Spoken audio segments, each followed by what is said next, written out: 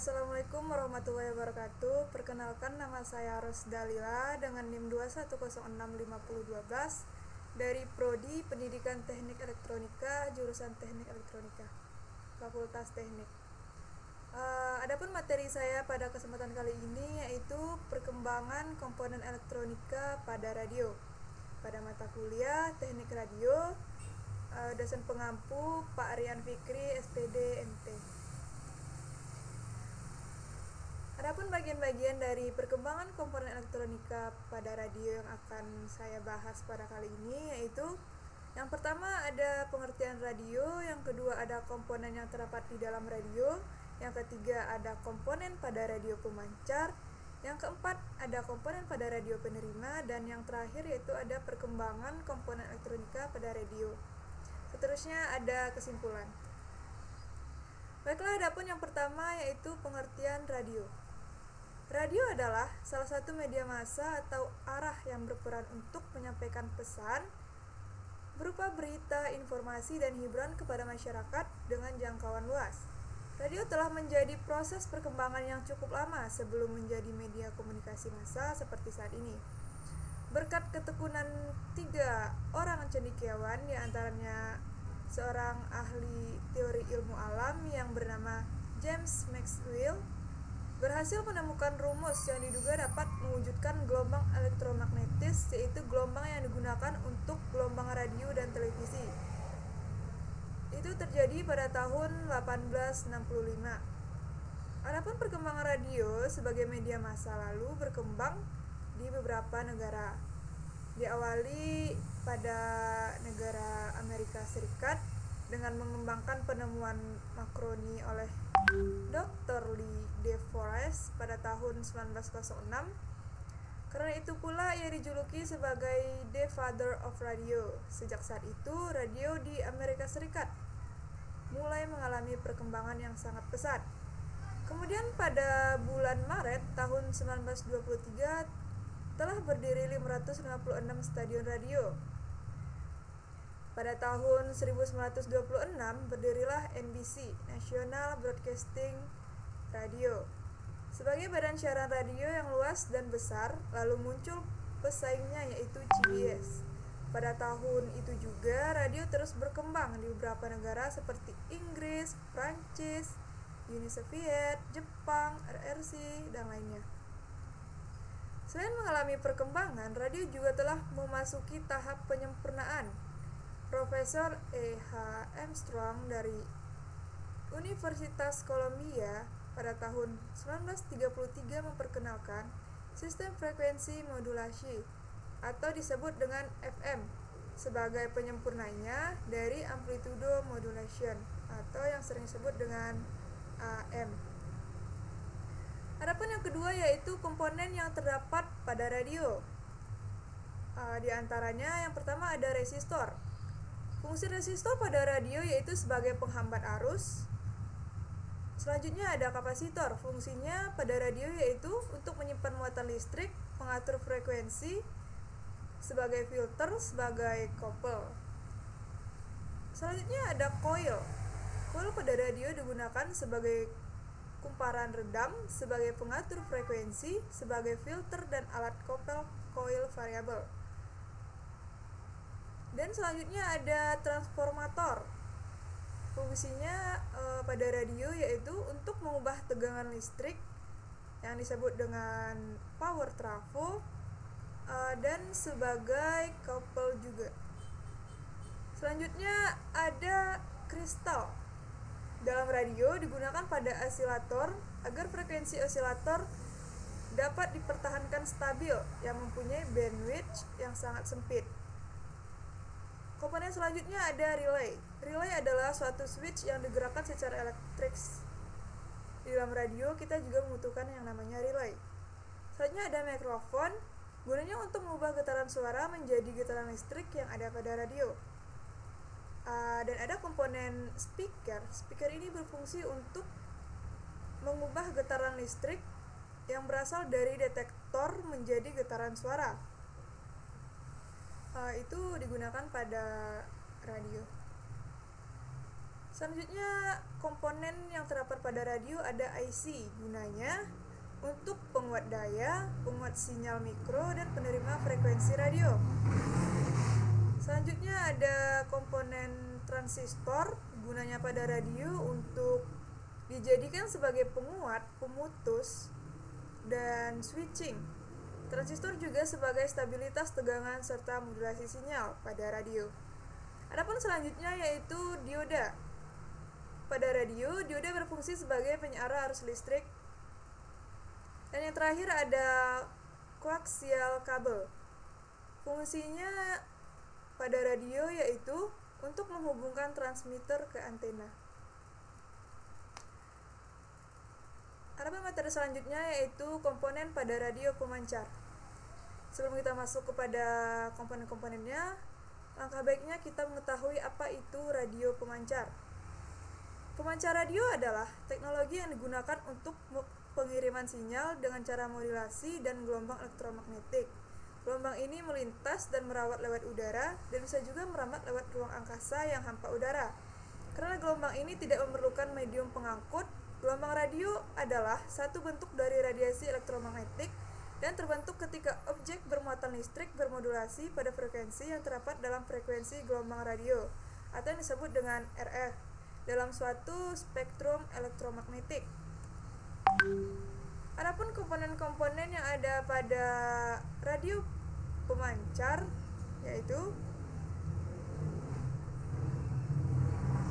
yang pertama ada power supply, berfungsi untuk memberikan tegangan satu daya yang dibutuhkan oleh semua blok.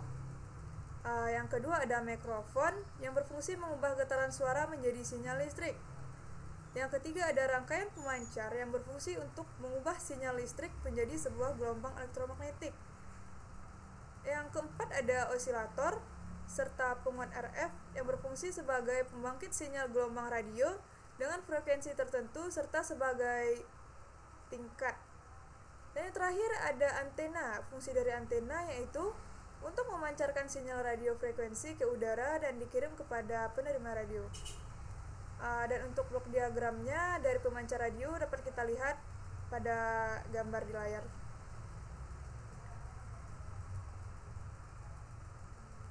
Yang mana berawal dari input dan penguat AF, kemudian dari osilator ke buffer stage, lalu ke modulator, dan terakhir yaitu ke penguat RF. Adapun materi selanjutnya yaitu komponen pada radio penerima.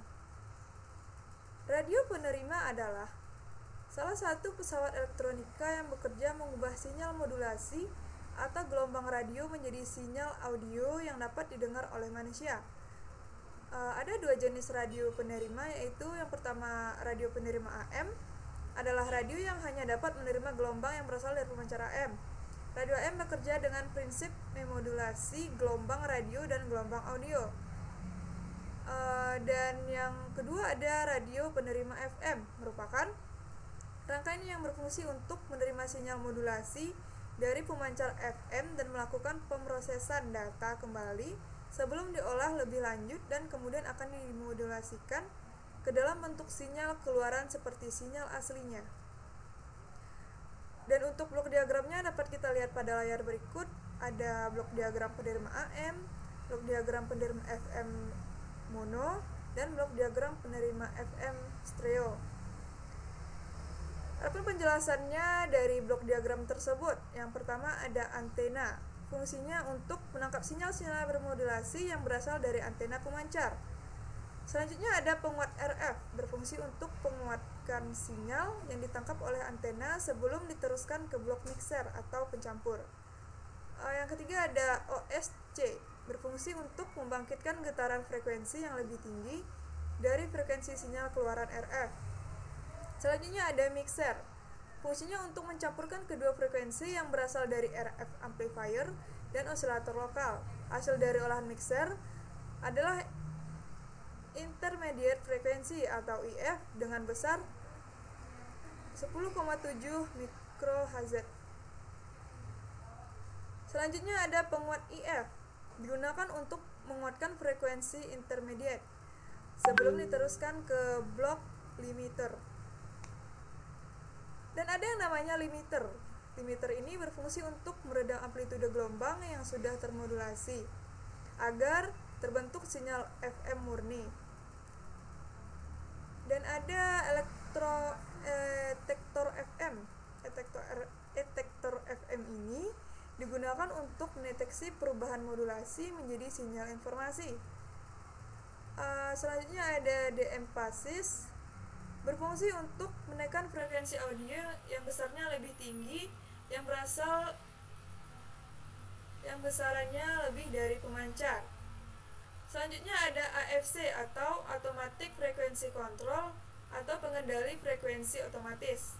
Gunanya untuk mengatur frekuensi osilator lokal secara otomatis agar tetap stabil. Selanjutnya ada decoder stereo. Gunanya untuk memproses sinyal stereo sehingga hasil yang diteruskan pada dua buah penguat atau FM stereo. Selanjutnya ada penguat audio.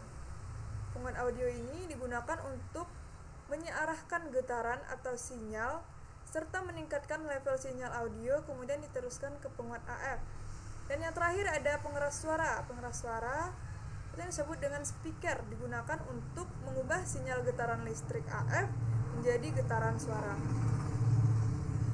Adapun materi kita yang terakhir yaitu ada perkembangan komponen elektronika pada radio. Kita ketahui bahwa perkembangan komponen elektronika dalam radio telah mengalami berbagai inovasi dan peningkatan seiring dengan kemajuan teknologi. Seperti yang pertama ada transistor. Pada awalnya radio menggunakan tabung vakum sebagai komponen penguat sinyal. Namun tahun 1947 penemuan transistor menggantikan penggunaan tabung vakum dalam banyak aplikasi elektronik, termasuk radio. Transistor memiliki ukuran yang lebih kecil, lebih tahan lama, dan lebih efisien dalam konsumsi daya dibandingkan dengan tabung vakum. Ini memungkinkan radio menjadi lebih kecil, portable, dan lebih hemat energi. Yang kedua ada integrated circuit atau IC. IC adalah komponen elektronika yang menggabungkan beberapa transistor, resistor, dan kapasitor dalam satu chip silikon kecil. Penggunaan IC dalam radio memungkinkan perangkat tersebut menjadi lebih kecil, lebih andal, dan lebih efisien dalam hal konsumsi daya. IC juga memungkinkan adanya integrasi fungsi-fungsi yang lebih kompleks dalam satu chip, seperti pemrosesan sinyal, pemilih frekuensi, dan penguat. Adapun yang ketiga yaitu Digital Signal Processing atau DSP. Perkembangan komponen elektronika juga mempengaruhi proses pemrosesan sinyal dalam radio. Digital Signal Processing atau DSP menggunakan algoritma dan komponen digital untuk memanipulasi dan mengolah sinyal audio. Dengan menggunakan DSP, radio dapat meningkatkan kualitas suara, mengurangi kebisingan, dan menambahkan fitur-fitur tambahan seperti equalizer, penyesuaian volume otomatis, dan pemfilteran sinyal. Adapun yang keempat yaitu microcontroller. Penggunaan microcontroller dalam radio telah memungkinkan adanya fitur-fitur tambahan dan kemudian yang lebih canggih. Microcontroller adalah sebuah chip yang menggabungkan unit pemrosesan pusat atau CPU, memori, dan berbagai fitur tambahan seperti pengaturan frekuensi, pengontrolan volume, tampilan layar, dan konektivitas nirkabel. Microcontroller memungkinkan adanya kontrol yang lebih pintar dan lebih interaktif dalam mengoperasikan radio. Adapun yang terakhir yaitu teknologi wireless atau konektivitas. Perkembangan teknologi nirkabel telah menghadirkan fitur konektivitas dalam radio. Radio modern dapat terhubung dengan jaringan nirkabel seperti Wi-Fi atau Bluetooth, memungkinkan streaming audio melalui platform daring, pengendalian jarak jauh melalui perangkat pintar, atau akses ke stasiun radio internet. Hal ini memberikan fleksibilitas dan kemungkinan penggunaan yang lebih luas. Pada dasarnya, perkembangan komponen elektronika dalam radio terus berlanjut. dengan fokus pada peningkatan efisiensi, kualitas suara, konektivitas, dan kecilnya ukuran perangkat, yang memungkinkan radio menjadi lebih canggih, lebih portable, dan lebih serbaguna dalam memenuhi kebutuhan pengguna. Adapun kesimpulan dari materi saya pada kesempatan kali ini yaitu radio. Radio adalah alat komunikasi atau hiburan elektronik yang digunakan untuk menerima dan mengirimkan sinyal suara dalam bentuk gelombang elektromagnetik. Radio dapat digunakan untuk mendengarkan siaran radio, musik, berita, cerita, acara olahraga, dan sebagainya. Radio juga dapat digunakan untuk berkomunikasi antara pengguna menggunakan radio dua arah atau perangkat transceiver. Adapun komponen dari radio telah kita ketahui tadi, ada transistor, ada dioda, ada resistor, dan sebagainya. Dan perkembangan komponen elektronika pada radio mengalami inovasi dan peningkatan seiring kemajuan teknologi yang sangat pesat hingga yang kita rasakan pada saat sekarang ini. Mungkin hanya sekian materi dari saya, salah dan kurangnya saya mohon maaf. Saya Rida mengucapkan wabillahi taufiq wal hidayah. Wassalamualaikum warahmatullahi wabarakatuh.